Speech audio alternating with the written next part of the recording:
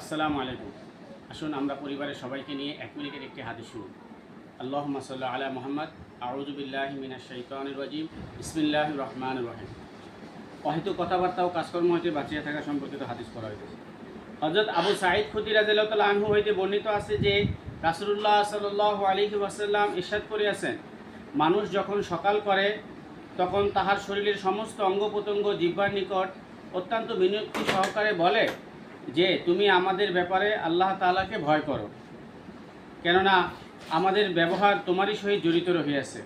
তুমি সোজা থাকিলে আমরাও সোজা থাকিব, আর যদি তুমি বাঁকা হইয়া যাও তবে আমরাও বাঁকা হইয়া যাইব, অতঃপর উহার শাস্তি ভোগ করিতে হইবে।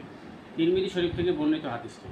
আসুন আমরা জিহ্বার হেফাজত করি, কারণ কথা বলা যদি রূপা হয় তবে চুপ থাকা স্বর্ণ বলা হয়েছে।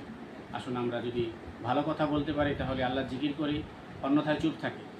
আসুন আমরা সৎ কাজে আদেশ, অসৎ কাজে নিষেধ করি এবং কালামুল্লাহ থেকে প্রতিদিন একটি আয়াত হলেও তেলাওয়াত করি।